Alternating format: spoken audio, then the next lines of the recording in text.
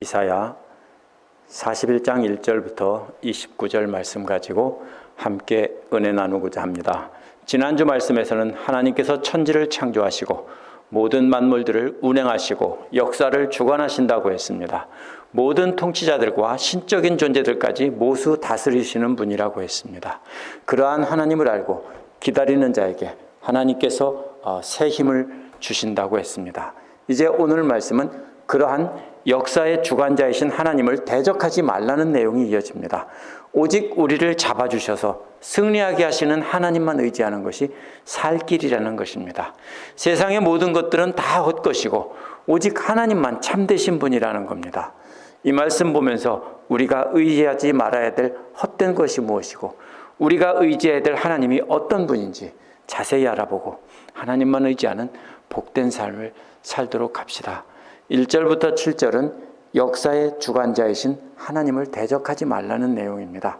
이제 41장 1절부터 7절은 하나님이 온 우주 만물을 창조하시고 다스리시며 하나님의 때에 세상 모든 역사를 주관하시는 분이라는 것을 재판 과정을 통해서 증명하고 있습니다. 오늘 전체적인 그림은 재판정에서, 코트에서 재판하는 모습입니다.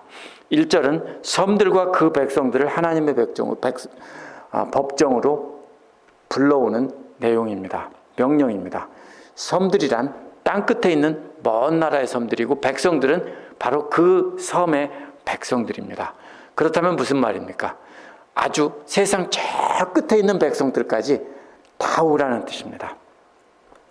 지구 한쪽 끝에 있는 작은 나라 이스라엘 하나님이 지구 저 반대편에 있는 섬나라들과 그 모든 백성들을 전부 하나님 앞으로 소환하는 것입니다. 이제 하나님께서 재판하신다는 겁니다. 그 나라들은 하나님의 법정에 와서 입을 다물라고 했습니다. 법정에 오면은 입을 다무는 게 아니라 자기 변호를 해야 되는 겁니다. 언제만 입을 다뭅니까? 끝났을 때는 입을 다무는 겁니다. 그런데 여기서 재판관이 형을 선고했으면 자신은 결백하다며 자신의 잘못이 없다는 것을 말해야 됩니다. 그런데 와서 입을 다문다는 것은 무조건 옳습니다 라는 뜻입니다. 또 세번역에서 송사를 가져오라는 말은 개역에서는 힘을 새롭게 하라 이렇게 전혀 다르게 번역이 되어 있습니다. 이는 하나님과 싸울 준비를 해보라는 뜻입니다. 그래서 이것이 무슨 뜻이냐면요, 욥기 38장 3절과 같은 그런 도전이라고 봅니다. 욥기 38장 3절은 대장부처럼 허리를 묶고 내가 내게 묻는 것에 대답할지니라 라고 했습니다. 이게 무슨 말이냐면요, 이스라엘 백성들은 옷자락이 치렁치렁하고 깁니다. 그럼 그걸 입고 싸울 수가 없어요. 싸울 때는 어떻게 하냐면요, 그 옷을 걷어 올려가지고 묶어서 이렇게 마치 옛날 모심으로 가는 것처럼 다리만 내놓고 그것을 묶어서 사타구니 있는 쪽으로 딱 묶는 겁니다.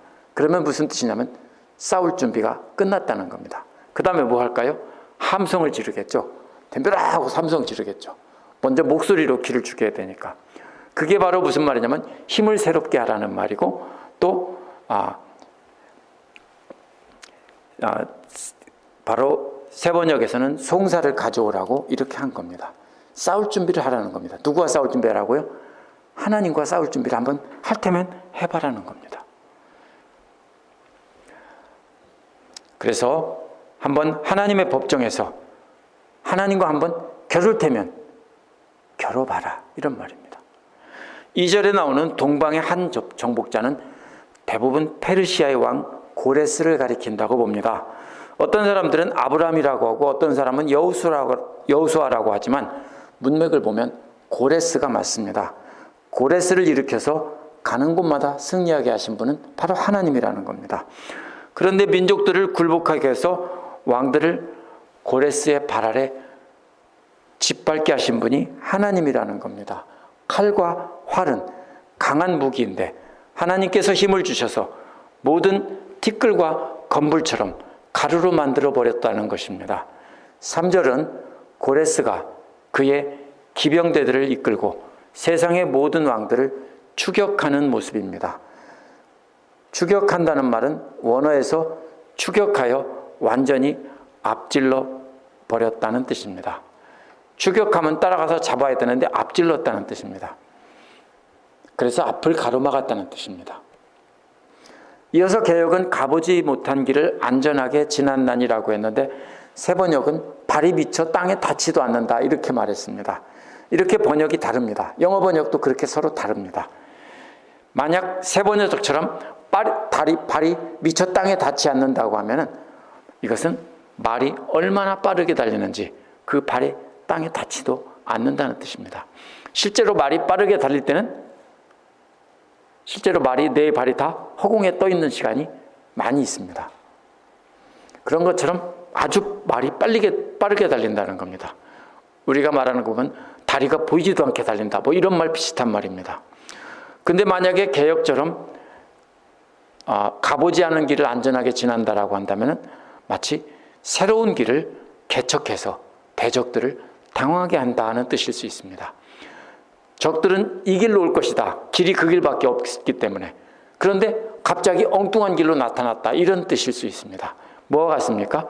나폴레옹이 알프스산을 넘어서 공격해 갔습니다. 그게 바로 무슨 말입니까? 가보지 않은 길을 간다는 말입니다. 그래서 문맥으로 보면 고레스가 적들을 추격하는데 적들은 길이 없는 산속에 숨어버렸습니다. 어떻게 하라고요? 추격해서 숲속으로 들어오면 매복해 있다가 공격하려고 했는데 추격하지 않는 겁니다. 않고 어떻게 하냐면 엉뚱하게 길도 없는데 산을 넘고 들을 건너서 길도 없는 길을 돌아서 매복해 있는 그 군대의 앞을 막아버린다는 뜻일 수 있습니다. 그러면 어떻게 됩니까? 뒤는 산이고 앞에 열렸는데 그 산에 숨었는데 앞에를 딱 막아버리는 겁니다. 바로 그와 같은 상황입니다.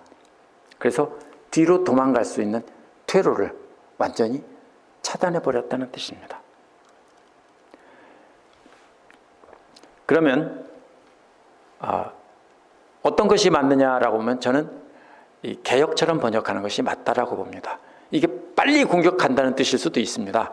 그래서 실제로 그 몽고군에게 유럽이 다 짓밟힌 이유가 뭐냐면 속도 때문입니다.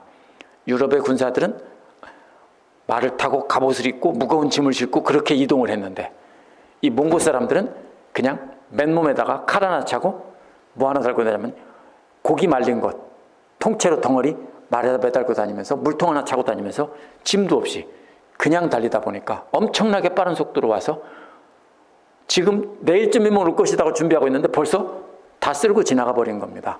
그래서 그런 겁니다. 그런 뜻일 수도 있고 지금 제가 설명한 것처럼 이런 뜻일 수 있습니다. 그러나 결국은 무슨 얘기냐면요. 둘 다 똑같이 고레스의 군대가 상식을 뛰어넘어서 이렇게 모두가 다 꼼짝 못하고 당할 수밖에 없었다. 이런 뜻입니다. 4절은 누가 이런 일이 일어나게 했느냐라고 묻습니다. 고레스는 페르시아의 신들이라고 주장할 것입니다. 하지만 하나님은 이사야를 통해서 자신이 한 것이라고 말을 합니다. 태초부터 모든 세대들을 다 소집해서 물어보라는 겁니다. 지금 있는 세상 사람뿐이 아니라 창세 때부터 지금까지 있던 모든 사람들을 다 불러내서 한번 물어보라는 겁니다. 하나님께서 온 우주가 창조되기 전부터 거기에 계셨고 온 우주의 끝날에도 거기에 계실 것이라는 겁니다. 모든 역사를 주관하시는 분이 오직 하나님 한 분뿐이라는 겁니다. 5절은 섬나라들이 주님께서 하시는 일 보고 두려워한다고 했습니다. 저 멀리 땅끝에 있는 나라들이 무서워 떤다고 했습니다. 멀리 있는 온 세상 모든 나라들이 하나님을 보고 두려워 떤다는 겁니다. 그래서 서로 함께 모여서 모인다는 겁니다. 언제 모입니까? 적이 강하면 우리 함께 힘을 합쳐서 저 강한 적을 쳐부수자고 모이는 겁니다. 그래서 모이는 겁니다. 세상 모든 나라들이 함께 모이는 것은 하나님을 대적해서 이기려고 하는 것입니다. 그래서 6절은 그들은 서로 옆 사람을 도우며 서로 힘내라고 격려한다는 겁니다. 이는 하나님을 대적할 신을 만드는 모습입니다. 7절은 그래서 대장장이는 도금장이를 격려한다고 했습니다. 왜냐하면 대장장이가 두들겨서 다 만들었으면 도금장이는 거기다가 금을 입혀야 되기 때문입니다. 7절은 그래서 대장장이는 우상을 만들고 도금장이에게는 금으로 빛나게 도금해달라고 합니다. 자기들이 만든 신을 위대하게 보이게 하려고 속이는 겁니다. 망치질하는 자들과 땜질하는 자들이 함께 일하며 서로 잘했다고 서로를 격려한다는 것입니다. 그러면서 다 만들고 나서 우상이 넘어지면 어떻게 하지? 큰일이죠. 그래서 우상이 넘어지지 않게 못으로 박는다는 겁니다. 놔두면 넘어져 버리는 그 바보 같은 신을 만들면서 그걸로 하나님을 대적하려고 한다는 겁니다. 이는 그렇게 사람들이 만들어서 고정시켜 놓지 않으면 쓰러져 버리는 가짜 신을 의지하면 안 된다는 겁니다. 이러한 것이 언제 있었습니까?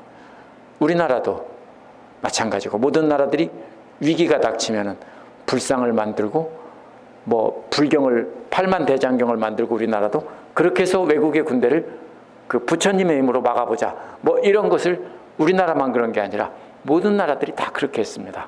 근데 할 테면 해보라는 겁니다. 그게 얼마나 어리석은 거냐는 겁니다. 자기들이 만들어 놓고 혼자 서 있지도 못해서 자빠지는 걸 안 자빠지게 못으로 박아 놓으면서 그거를 하나님을 대적한다니 얼마나 어리석으냐는 겁니다.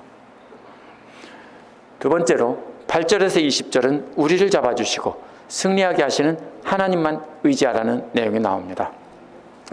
8절에서 먼저 13절은 우상숭배자들을 벌할 것이지만 그 백성들에게는 하나님께서 응답하신다는 겁니다. 그러면서 8절에서 그러나 나의 종 너 이스라엘아, 나의 택한 야곱아, 나의 벗 아브라함의 자손아 라고 부릅니다. 바로 앞에서 나온 게 뭡니까? 우상을 만들어서 대적하려면 대적해봐라 해놓고서 그러나 나의 벗, 종 이렇게 부르는 겁니다. 이는 이스라엘의 범죄에도 불구하고 버리지 않으시고 아브라함과 맺은 언약을 지키신다는 겁니다. 그러나 이는 모든 이스라엘 백성을 다 구원해 주시고 그들을 응답하신다는 뜻이 아닙니다. 이스라엘 사람들은 그렇게 알아요. 자기들은 아무리 잘못해도 하나님과 언약 때문에 자기들을 다 하나님이 살려줄 거다. 이렇게 믿어서 다 왕창 죽었습니다. 그리고서는 뭐라고 합니까? 하나님은 없다 그러죠. 그런데 하나님은 그렇게 하지 않았습니다. 하나님은 모든 이스라엘이 아니라 이사야 전체의 문맥을 보면 눈물로 회개하며 하나님께로 돌아오는 하나님을 의지하는 이스라엘의 남은 자들을 살리시고 그들에게 응답해 주신 겁니다. 항상 성경을 보면 그 남은 자들이 하나님의 백성이 된 것입니다. 9절은 하나님께서 이스라엘 백성들을 땅끝에서부터 데려오셨다는 겁니다. 땅의 한 귀퉁이로부터 불러내셨다는 겁니다. 이 말이 무슨 뜻이냐면요, 아브라함을 바로 그렇게 데려왔습니다. 아브라함이 갈대아 우르에 있었는데 이스라엘의 입장에서 보면 땅의 저 끝 귀퉁이입니다. 거기에서 불러서 이렇게 가나안 땅으로 오게 한 것을 가리킵니다. 그런데 이게 왜 이 얘기를 합니까? 그 당시에 이스라엘 백성들이 그렇게 포로로 잡혀가서 다시 아브라함이 있던 그 땅으로 끌려갔던 것입니다. 그래서 그들을 다시 이렇게 데려온다고 하는 것을 또 포함하고 있는 말입니다. 종이란 하나님의 성전에서 예배하는 일을 맡는 자입니다. 나중에는 회당에서 하나님을 예배하는 일을 맡았던 사람을 여호와의 종이라고 합니다. 내가 너를 선택하고 버리지 않았다라고 말씀하십니다. 흩어진 유대인들은 하나님께서 자신들을 버렸다라고 생각하고 있었습니다. 하나님이 우리와 함께 계시다면 우리를 이렇게 버려서 다 죽고 겨우 우리만 남아서 이렇게 포로로 잡혀오게 할 리가 없다라고 생각했습니다. 하나님은 항상 전쟁에서 이기게 하는 분이라고만 믿었거든요. 그래서 법궤를 앞세우고 무조건 나가면 무조건 이긴다고 생각했거든요. 성전에만 숨어 있으면 다 산다고 생각했거든요. 10절은 두려워 말라고 합니다. 왜냐하면 온 세상을 지으시고 다스리시는 하나님께서 함께 계시기 때문입니다. 또 떨지 말라고 합니다. 왜냐하면 여호와는 이스라엘의 하나님이기 때문입니다. 떤다는 말은 강한 상대 앞에서 두려워 떨고 있다는 뜻입니다. 그런데 그보다 하나님이 더 강하신데 그 하나님이 함께 계시고 그 하나님이 바로 너희 하나님이니까 두려워하지 말고 떨 필요 없다는 겁니다. 하나님께서 이스라엘을 도와주시고 붙들어 주신다는 겁니다. 그것도 오른손으로 붙들어 주신다는 겁니다. 오른손은 강한 팔입니다. 그러니 전혀 두려워하지 말라는 겁니다.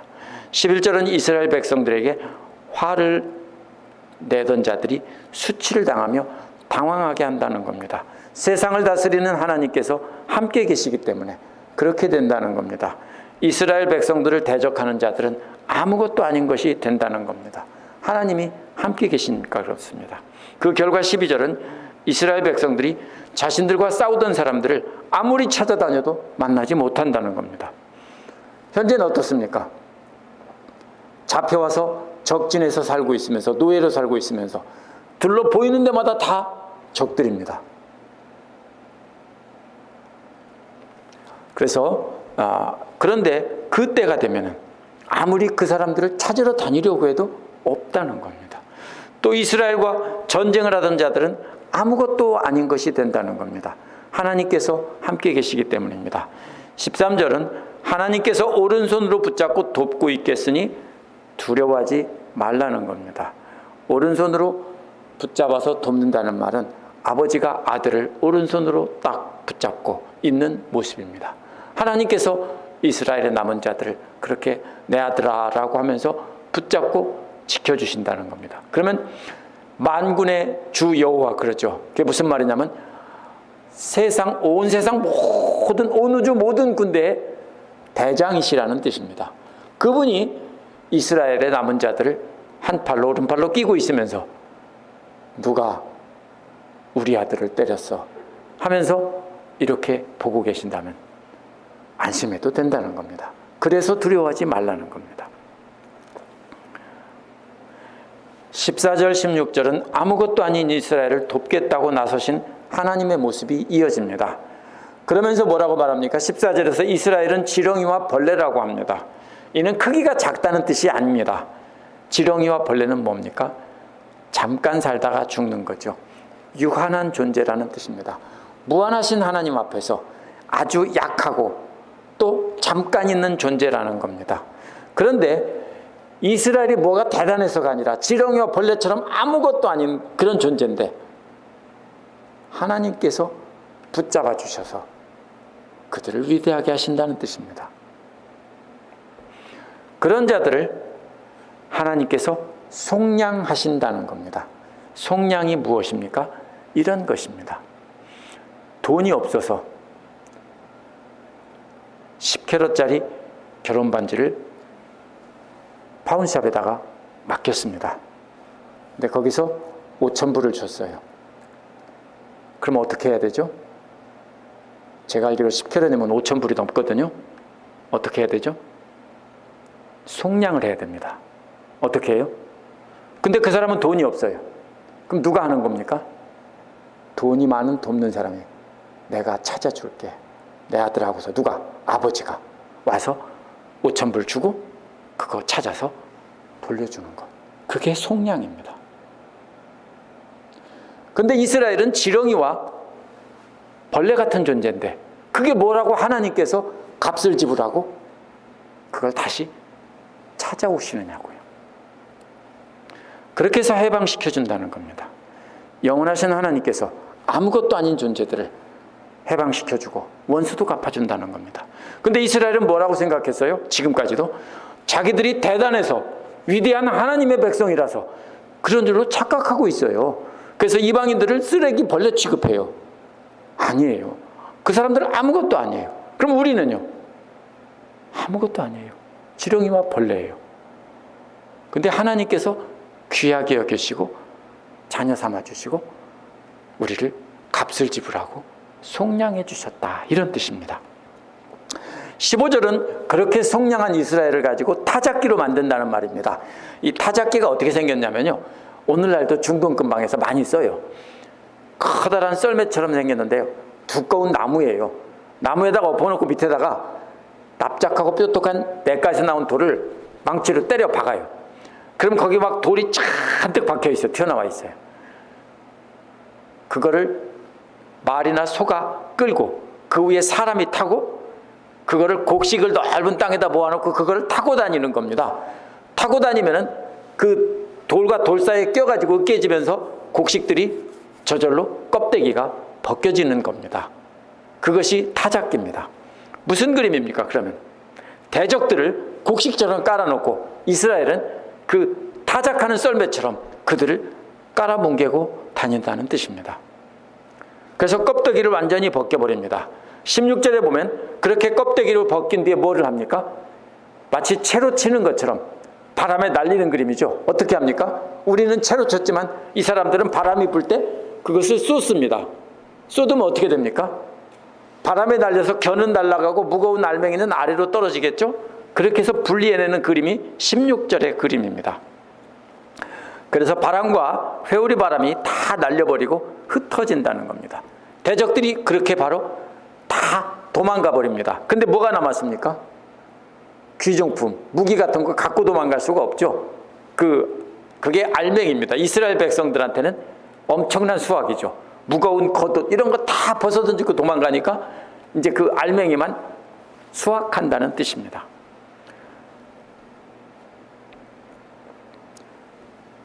그래서 그러나 너만은 주와 함께 기뻐하고 찬양한다고 했습니다. 다 도망가고 다 망하고 다 날아갔는데 이스라엘 너만은 주와 함께 찬양한다는 겁니다. 대적들은 알맹이만 남겨놓고 껍데기는 다 날아가 버렸기 때문입니다. 17절은 전쟁이 끝났습니다. 그 뒤에 구원의 기쁨을 찬양하는 것입니다. 전쟁이 끝나고 전리품 가지고 먹고 살 수 있는 시간은 잠깐입니다. 그렇죠? 그게 떨어지면 끝이에요.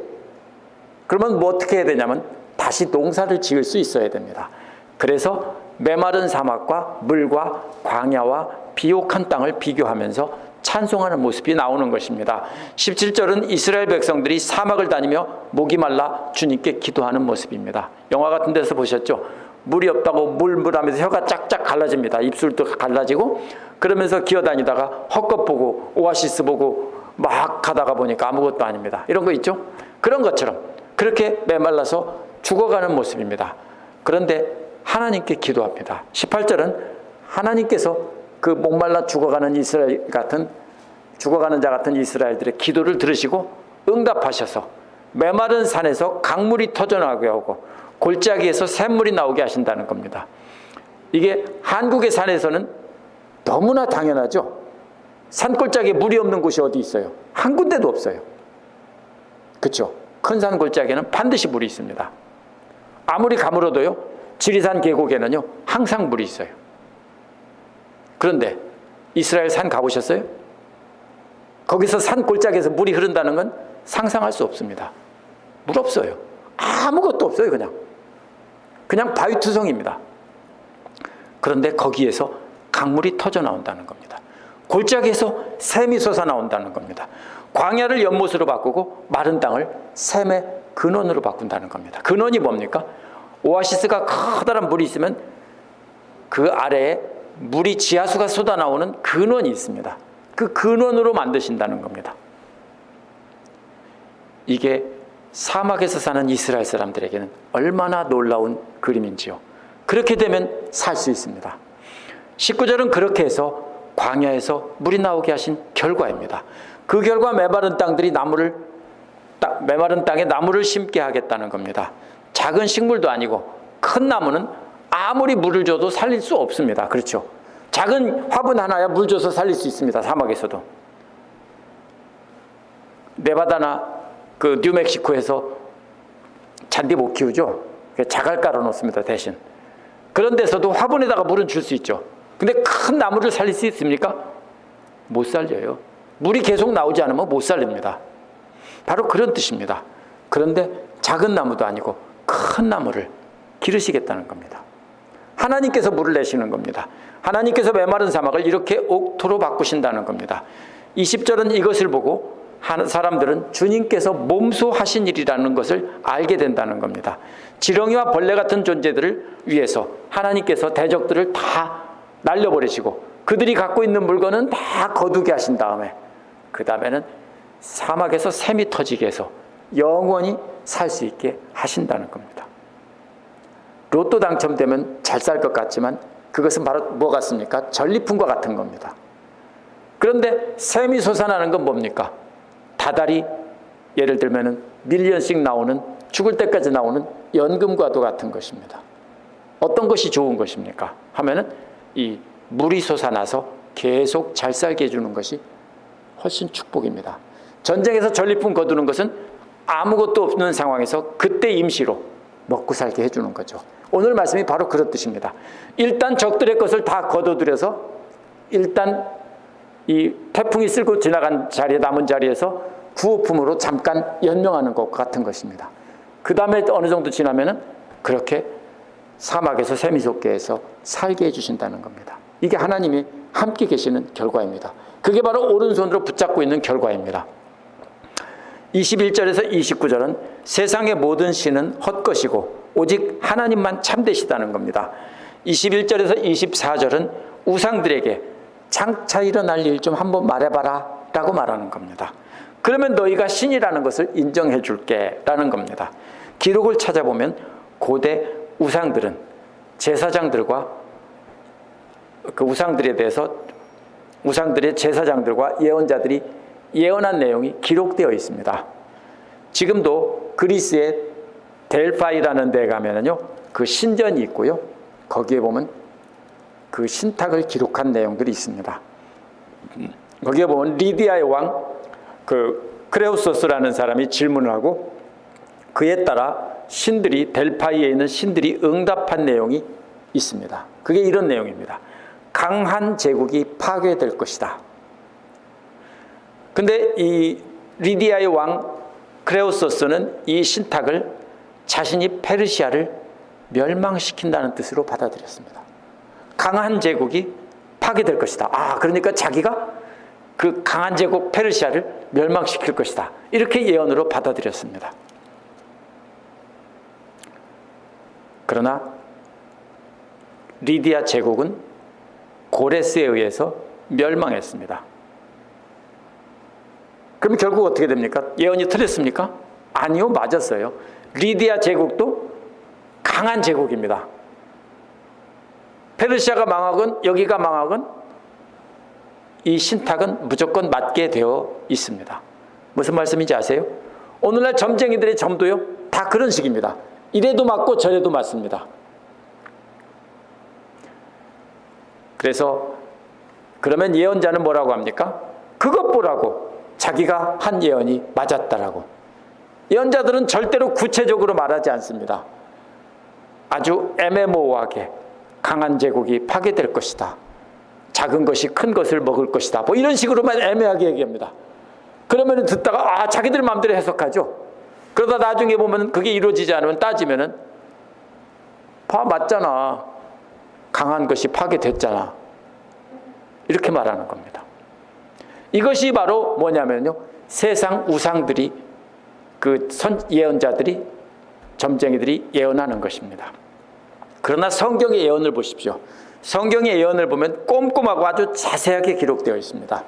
바빌로니아의 포로로 잡혀갔다가 70년 뒤에 돌아올 것이라는 예언처럼 분명한 것입니다. 우상들은 존재하지 않기 때문에 그러한 우상들을 섬기는 제사장과 예언자들은 다 사기꾼들입니다. 오늘 말씀에 나온 하나님의 법정은 이러한 예언자들이 장차 일어날 일을 알지도 못하는 가짜 신들을 섬기고 있다는 겁니다. 21절은 민족들의 신들을 소환해서 소송을 제기해 보라고 합니다. 확실한 증거를 제시하는 하라는 것은 너희 신이 진짜라는 것을 한번 증명해 보라는 겁니다. 여호와께서 자신을 야곱의 왕이라고 말씀하시는 것은 다른 나라의 신들이 자기 민족들의 왕이라고 불렀기 때문입니다. 너희 가짜 신들이 진짜 왕이라면 어디 한번 야곱의 왕에 앞에 와서 한번 증명해 보라는 겁니다. 22절은 야곱의 왕이신 하나님께서 가짜 신들에게 요구한 증거가 뭔지를 밝혔습니다. 그게 뭡니까? 너희 가짜 신들을 한번 증거로 장차 무슨 일이 일어날지 한번 말해봐 라는 겁니다. 그러다가 못하니까 그러면 과거에 너희들이 예언한 것을 바탕으로 현재 일어난 일 좀 설명해봐. 그거는 두드려 맞출 수 있겠죠. 과거에 일어난 일, 예언한 일을 가지고 현재 일어난 일을 한번 맞춰보라고요. 근데 저들은 그렇게 할 수 없어요. 만약 너희들이 예언한 것이 아직 이루어지지 않았다면 그 예언을 바탕으로 앞으로 올 일도 말해봐. 이런 뜻입니다. 23절은 지금 이후로 장차 올 일들을 말해보라는 겁니다. 이게 22절 끝부분과 23절이 똑같은 말인 것 같지만 조금 다른 말입니다. 예언을 말해보라고 했는데 과거의 일을 가지고 현재 이루어진 것을 말해보라는 것이고, 과거에 말한 것이 현재 이루어지지 않았으면 앞으로 언제 이루어질지 그걸 말해보라는 건데, 23절은 예언되지 않은 것, 그것을 앞으로 장차 올 일들을 한번 말해보라는 것입니다. 진짜 예언을 해보라는 것이 23절입니다. 과거 일을 바탕으로 현재를 설명할 수 있다면 현재를 바탕으로 미래를 예언해보라는 것입니다. 복을 내리든 화를 내리든 뭐든지 한번 해보라는 것입니다. 그러면 하나님께서 너희들을 신으로 인정해 줄게, 이런 말입니다. 그러면 신으로 인정하고 두려워할 것이라고 합니다. 그러나 저들은 아무것도 못합니다. 거짓 신들의 예언자들은 델파이의 예언처럼 이래도 맞고 저래도 맞는 예언뿐입니다. 다 그런 것입니다. 23절, 4절은 재판의 결과를 담은 판결문입니다. 하나님이 다 그렇게 해보고 나서 뭐라고 합니까? 이 신들은 아무것도 아니고 이 신들이 하는 일도 아무것도 아니라는 겁니다. 이렇게 아무것도 아닌 가짜 신들을 하나님 대신 섬기는 것은 정말로 토할 것 같이 혐오스러운 일이라는 뜻입니다.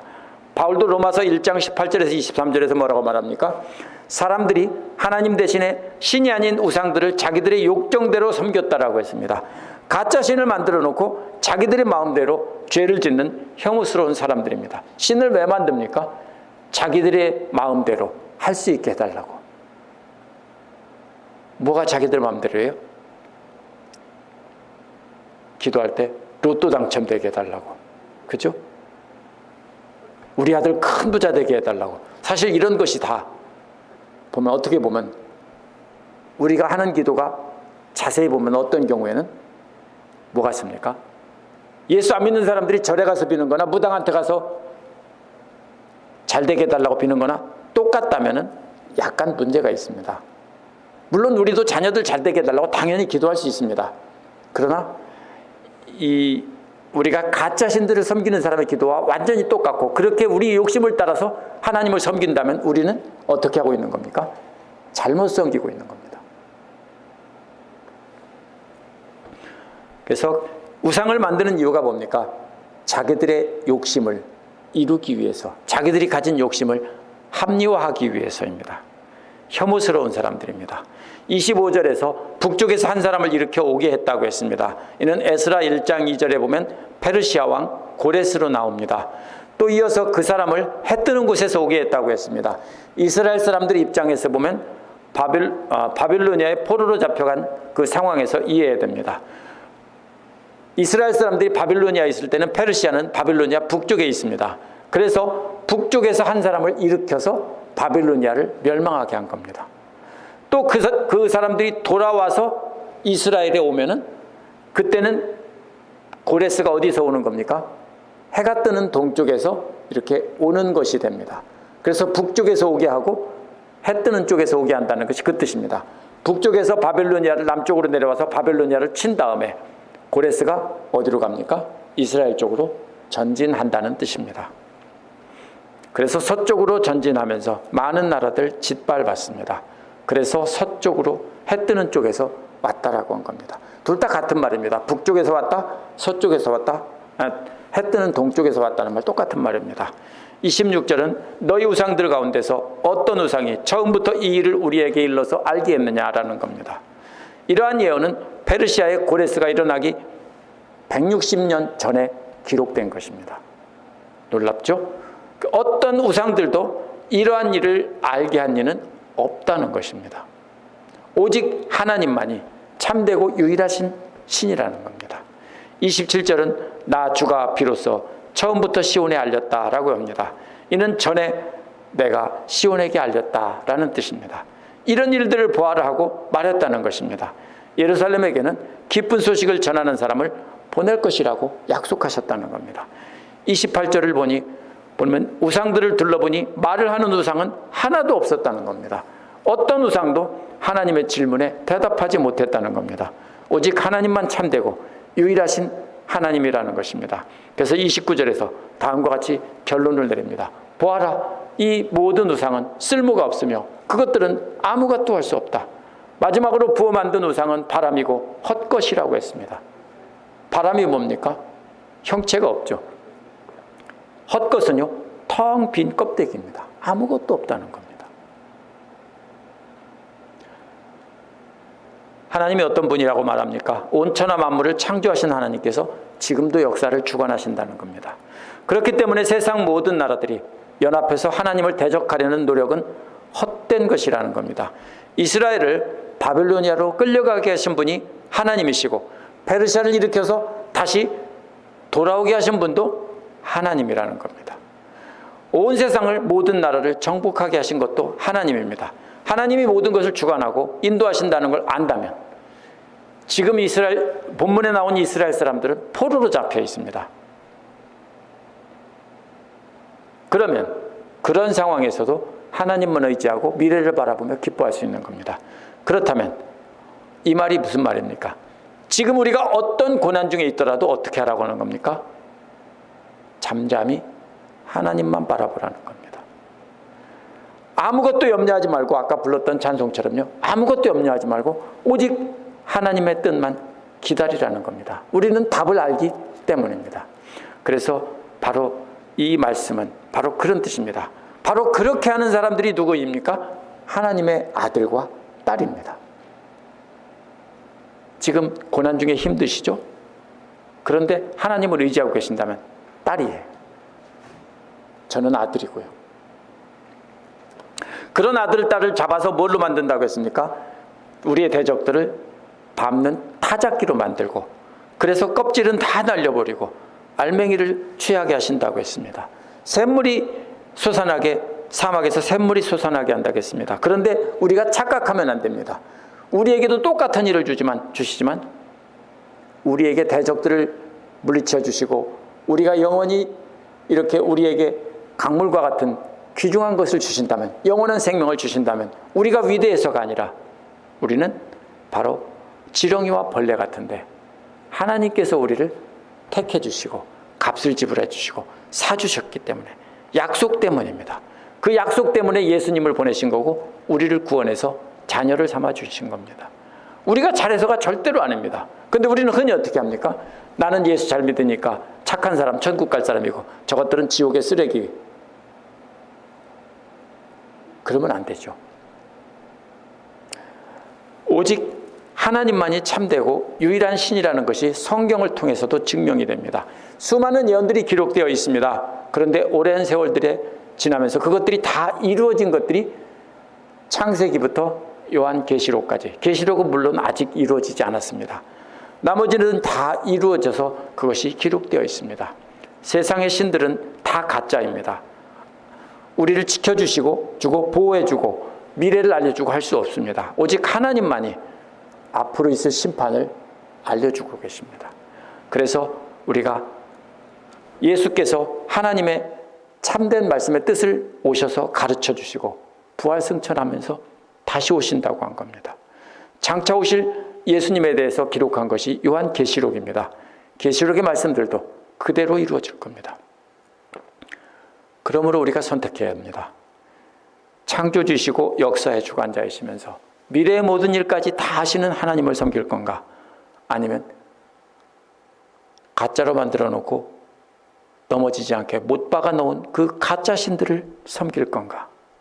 오늘날 하나님을 믿는다고 하면서 섬기는 가짜 신들은 오늘날은 없어졌습니다. 그리스에 가서 택시를 탔는데 택시기사에게 제가 물어봤습니다. 혹시 지금도 그리스 수많은 신화에 나오는 신들 섬기냐 했더니 없대요. 거의 없대요. 그러면 딴 나라겠냐? 거의 없어요. 눈에 보이는 물건들을 해놓고 섬기는 사람들은 사실 발달된 나라에서 섬기는 사람은 아무도 없어요. 그런데 새로운 신을 만들어요. 뭘 만들어요? 세상의 물질과 명예와 권력. 제가 늘 똑같이 하는 말이지만 그 텅 빈 껍데기를 만들어 놓고 그것이 인생의 목표라고 하죠. 그것이 성공이라고 하고 그것만 붙잡으면 잘 산다라고 하죠.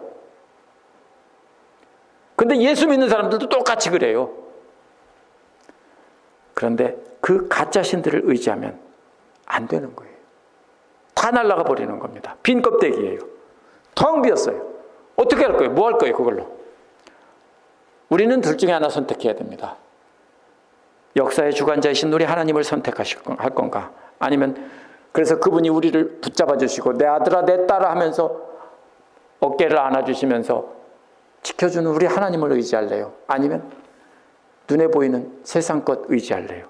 선택해야 됩니다. 근데 하나님을 의지한다고 하죠. 맞아요? 아니잖아요. 근데 우선 눈에 보이는 돈이 중요하고 눈에 보이는 출세가 좋고 눈에 보이는 잘 되는 것이 좋고 그거 붙잡고 싶지 하나님은 뒷전 아니에요. 우리 솔직해야 돼요. 우리가 우상을 섬긴다는 것은 이스라엘 백성들도 똑같았어요. 이스라엘 백성들 하나님 버리지 않았어요. 하나님 열심히 절기마다 섬겼어요. 그러면서 다른 우상도 같이 겸하여 섬긴 겁니다. 그러면 우리의 문제가 또 뭡니까? 똑같아요. 하나님을 믿는다고 하면서 사실은 하나님은 뒷전이고 다른 것을 세상 껍데기를 세상 사람들과 똑같이 의지하면서 그것이 축복의 길이라고 생각하는 겁니다. 우리는 둘 중에 하나 선택해야 됩니다. 이건 농담이 아니고 그냥 빈말이 아니고 항상 똑같은 말이지만 우리는 반드시 둘 중에 하나 선택해야 합니다. 망할 빈 껍데기를 택할 것인가? 영원하신 하나님을 선택할 것인가? 기도하겠습니다.